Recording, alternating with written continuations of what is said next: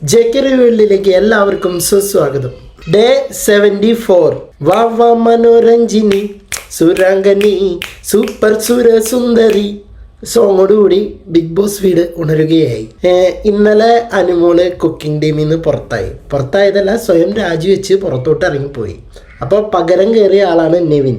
അപ്പം നെവിൻ ഇന്ന് കിച്ചണിലോട്ട് കയറി പാചകം ചെയ്യാൻ തുടങ്ങി. അതൊരു നല്ല സൈനാണ്. അതിനുശേഷം ഇന്നത്തെ മോർണിംഗ് ആക്ടിവിറ്റി കൊള്ളായിരുന്നു, അടിപൊളിയായിരുന്നു. ഈ ബിഗ് ബോസ് വീട്ടിൽ വന്നിട്ടുണ്ടായിരുന്ന നല്ല മൊമെൻറ്റുകൾ എന്തൊക്കെയാണെന്നുള്ളതാണ് ചോദിച്ചത്. അതിൽ എനിക്കിഷ്ടപ്പെട്ടത് ഷാനവാസ് പറഞ്ഞ ഒരു മൊമെൻറ്റും ആദില പറഞ്ഞൊരു മൊമെൻറ്റും. ആദില പറഞ്ഞൊരു മൊമെൻറ്റ് പുറത്ത് നല്ലോണം വൈറലായ ഒരു മൊമെൻറ്റാണ്. അതായത് ആദില നൂറിയും കൂടി മഴയത്ത് ഡാൻസ് കളിക്കുന്ന സംഭവം പുറത്ത് നല്ല വൈറലായിരുന്നു. അത് പിന്നെ ഷാനവാസിൻ്റെ ആ സംഭവം അതെനിക്ക് ഭയങ്കരമായിട്ട് ടച്ച് ചെയ്ത ഒരു സംഭവമാണ് ആ ഒരു മൊമെൻറ്റ്. ഷാനവാസും അക്ബറും കൂടിയിട്ട് കൺഫെഷൻ റൂമിൽ പോയിട്ടുണ്ടായിരുന്നു. രണ്ടുപേരും കൂടിയിട്ട് അങ്ങോട്ടും ഇങ്ങോട്ടും ഷാനവാസ് അക്ബറിൻ്റെ ഉപ്പാനെ വീട്ടിൽ വിളിച്ചു. അതുപോലെ ഇങ്ങനെ അടിക്കുക. രണ്ടുപേരും കൂടിയിട്ടുള്ള വാക്കേറ്റത്തിൽ ബിഗ് ബോസ് കൺഫെഷൻ റൂമിൽ കൊണ്ടിരുത്തിയിട്ട് പുറത്തേക്ക് വിട്ടിട്ടുണ്ടായിരുന്നു. അപ്പോൾ ഷാനവാസ് പോയിട്ട് ആ മൈജി കോർണറിൽ പോയിരുന്നു അവിടുന്ന് പുറത്തിറങ്ങിയതിന് ശേഷം. അപ്പോൾ അക്ബർ പറഞ്ഞു ഷാനവാസിൻ്റെ അടുത്ത് സംസാരിക്കണം എന്ന് പറഞ്ഞിട്ട് അടുത്ത് വന്നിരുന്നു. അപ്പോൾ ഇവർ തമ്മിൽ ഒരു കോൺവെർസേഷൻ വന്നിട്ടുണ്ടായിരുന്നു. അത് രണ്ടുപേരും ഇരുന്ന് കരയണ ഒരു സംഭവമായിരുന്നു. അത് നല്ലൊരു മൊമെൻ്റായിട്ട് എനിക്ക് പേഴ്സണലി ഫീൽ ചെയ്തിട്ടുണ്ടായിരുന്നു. അപ്പോൾ അത് എനിക്ക് തോന്നുന്നു ലാസ്റ്റ് ഈ പറഞ്ഞ മൊമെൻറ്റുകളൊക്കെ ഫോട്ടോ ആയിട്ടും അല്ലെങ്കിൽ വീഡിയോ ആയിട്ടൊക്കെ ലാസ്റ്റ് ബിഗ് ബോസിൻ്റെ ആ എൻഡിൽ ഇങ്ങനെ അവർ പ്രദർശിപ്പിക്കാറുണ്ടല്ലോ. അപ്പോൾ അതുപോലെ ചെയ്യാനായിട്ടായിരിക്കാം ഇവരുടെ അടുത്ത് ആ ഒരു മൊമെൻറ്റ്സ് ചോദിച്ചതും കാര്യങ്ങളൊക്കെ. ഓക്കെ, അതിനുശേഷം ആദില നൂറൊക്കെ അനുമോളുടെ അടുത്ത് മിണ്ടാൻ വരുന്നുണ്ടായിരുന്നു. പക്ഷേ കണ്ട പാവം നടിക്കുന്നുണ്ടായിരുന്നില്ല, ഒന്നും മിണ്ടാണ്ടിരിക്കുകയാണ്. ഇവർ മാക്സിമം നല്ല കുത്തി വർത്താനം പറഞ്ഞു, നല്ല രീതിയിൽ വർത്താനം പറഞ്ഞു, പിന്നെ കുത്തി വർത്താനം പറഞ്ഞു. അതൊന്നിനോട് അടുക്കണില്ല. അപ്പോൾ അവർ പിന്നെ രണ്ടുപേരും കൂടിയിട്ടുള്ള കോൺവെർസേഷനിൽ പറഞ്ഞിരുന്നു ബെസ്റ്റ് ഫ്രണ്ട് എന്ന് പറഞ്ഞു കഴിഞ്ഞാൽ, ഒരു ട്രൂ ഫ്രണ്ട് എന്ന് പറഞ്ഞു കഴിഞ്ഞാൽ എന്താണെന്ന് ഉള്ളൊരു കാര്യം. എന്ത് തെറ്റ് കണ്ടാലും അത് തുറന്നു പറയാനുള്ള ഒരു സ്വാതന്ത്ര്യം ഉണ്ടായിരിക്കണം നമ്മളെ ഫ്രണ്ട്ഷിപ്പിൻ്റെ ഇടയിൽ. അതിപ്പോൾ തെറ്റുകൾ പറയുമ്പോൾ ഓടിപ്പോവുക പിന്നെ തിരിച്ചു വരിക, ആ ഒരു ഇത് അത്ര നല്ലൊരു ഫ്രണ്ട്ഷിപ്പല്ല എന്നുള്ളതാണ് ആ ഒരു കോൺവെർസേഷൻ. അതിനുശേഷം നമ്മുടെ സംഭവബഹുലമായ സ്ക്രാച്ച് ആൻഡ് വിൻ ടാസ്ക് വരികയാണ്. അത് മറ്റേ വീക്ക്ലി ടാസ്കിനോടനുബന്ധിച്ചുള്ള അവസാന ടാസ്ക്കാണത്. ഹൗസിനകത്ത് ഒരു കോയിനുകൾ ഒളിപ്പിച്ചു വെക്കുകയാണ്. അപ്പം അത് സ്ക്രാച്ച് ചെയ്തിട്ട് അതിലെന്താണെന്നാണ് അറിയേണ്ടത്.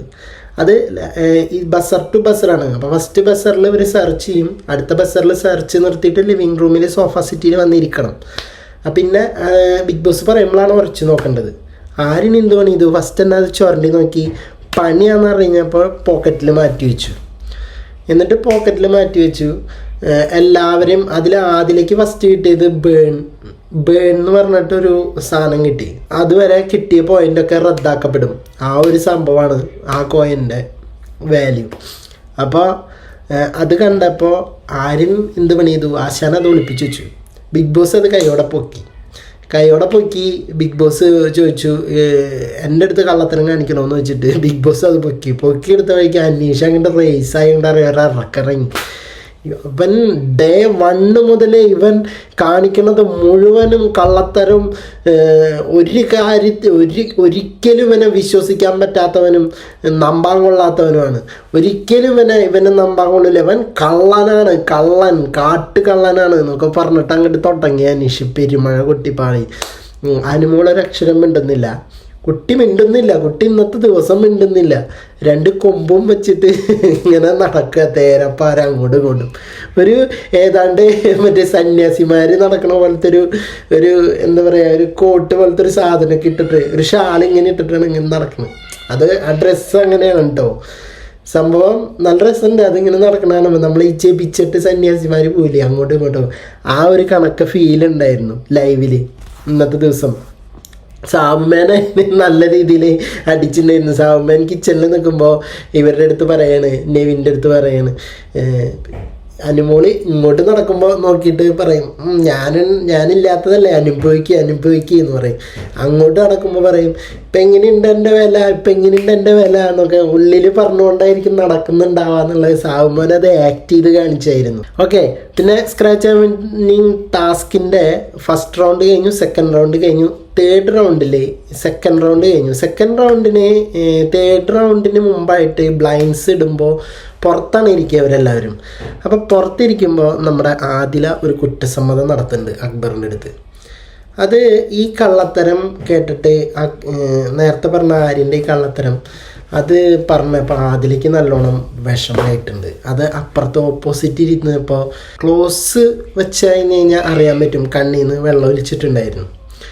അപ്പോൾ എനിക്ക് ആദിലയുടെ ഭാഗത്ത് ഒരു തെറ്റുള്ളതായിട്ട് എനിക്ക് തോന്നിയിട്ടില്ല. എന്താണെന്ന് വെച്ച് കഴിഞ്ഞാൽ ഇന്നലത്തെ ആ പാവശാസ്ത്രം ടാസ്കിൽ അതിന് ഒരു ലൂപ്പ് ഹോൾ ഉണ്ട്. അതായത് സൂക്ഷിച്ചാൽ ദുഃഖിക്കണ്ട എന്നൊരു ടാഗ് ഉണ്ട് അതുമേ. അപ്പോൾ ആ ഒരു ടാഗിൻ്റെ അർത്ഥം എന്താണ്? നമുക്ക് ആ പാവ ആരുടെ കയ്യിൽ നിന്ന് വേണമെങ്കിലും അടിച്ചു മാറ്റാം. അപ്പോൾ അതുകൊണ്ടാണ് എല്ലാവരും ഇവിടെ വെച്ച് നടന്നത്. അല്ലെങ്കിൽ കണ്ടോണം വലിച്ചിട്ടിട്ട് നമുക്ക് ആ പാവ അവൻ്റെയാണ്, അപ്പം അതുകൊണ്ട് അത് ആരും എടുക്കില്ല, അപ്പം അതുകൊണ്ട് ഒളിപ്പിച്ച് വെക്കേണ്ട കാര്യമില്ല. ആ ഒരു പോയിന്റ് അങ്ങനെ ഒരു സംഭവം ഉള്ളത് കൊണ്ടാണല്ലോ അത് ഒളിപ്പിച്ച് വെക്കുന്നത്. അപ്പം അതിൽ നിന്ന് അടിച്ചു മാറ്റുന്നതിൽ റിഗ്രറ്റ് ആവേണ്ട ഒരു കാര്യവും അതിനകത്തുള്ളതായിട്ട് തെറ്റുള്ളതായിട്ട് ആദിലയുടെ ഭാഗത്ത് തെറ്റുള്ളതായിട്ട് എനിക്ക് തോന്നിയിട്ടില്ല. പക്ഷെ ആദിലത് തുറന്ന് പറഞ്ഞപ്പോൾ അക്ബർക്ക് അറിഞ്ഞു.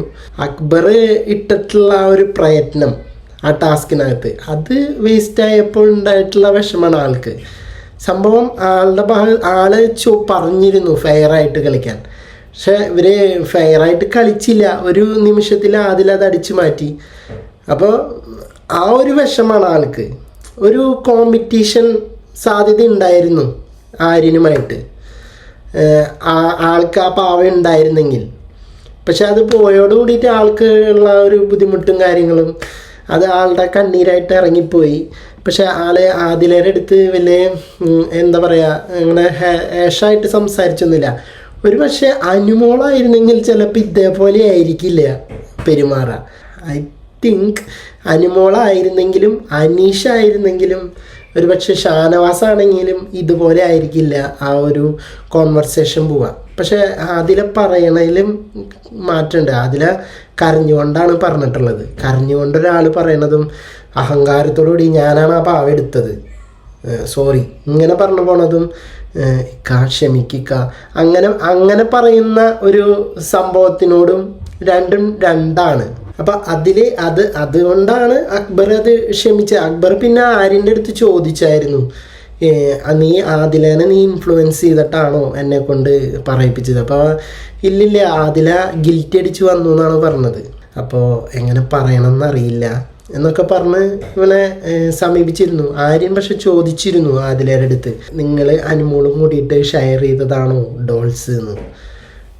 ആദില ഉള്ള കാര്യം പോലെ പറഞ്ഞു, ഡോള് എല്ലാം എടുത്തത് അവളാണ്, അനുമോള് ഒന്നും എടുത്തിട്ടില്ല, നൂറൊന്നും എടുത്തിട്ടില്ല, സത്യമായിട്ടുള്ള കാര്യങ്ങൾ പറഞ്ഞു.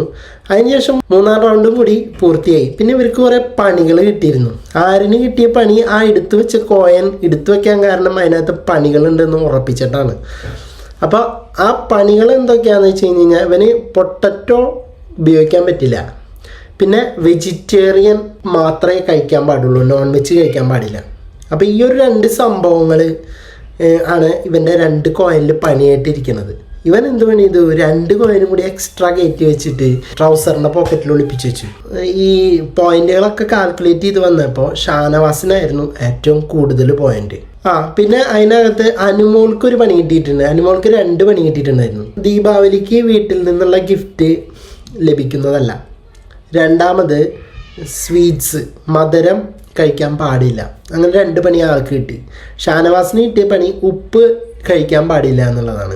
പിന്നെ ഇവർക്കൊക്കെ കിട്ടിയ പോയിന്റുകൾ എത്രയാണെന്ന് വെച്ച് കഴിഞ്ഞാൽ സ്ക്രാച്ച് ആൻഡ് വിൻ ടാസ്കിൽ ആര്യന് കിട്ടിയത് 51 പോയിന്റ്, ആദിലയ്ക്ക് കിട്ടിയത് 16 പോയിന്റ്, സാബുവിന് കിട്ടിയത് 29 പോയിന്റ്, ഷാനവാസിന് കിട്ടിയത് 59 പോയിന്റ്, അനീഷിന് കിട്ടിയത് 18 പോയിന്റ്, നെവിന് കിട്ടിയത് 30 പോയിന്റ്, അനുവിന് കിട്ടിയത് 41 പോയിന്റ്, നൂറയ്ക്ക് കിട്ടിയത് 46 പോയിന്റ്, ലക്ഷ്മിക്ക് കിട്ടിയത് 22 പോയിന്റ്, അക്ബറിന് കിട്ടിയത് 31 point. Scratch and win task ജയിച്ചത് നമ്മുടെ ഷാനവാസാണ്.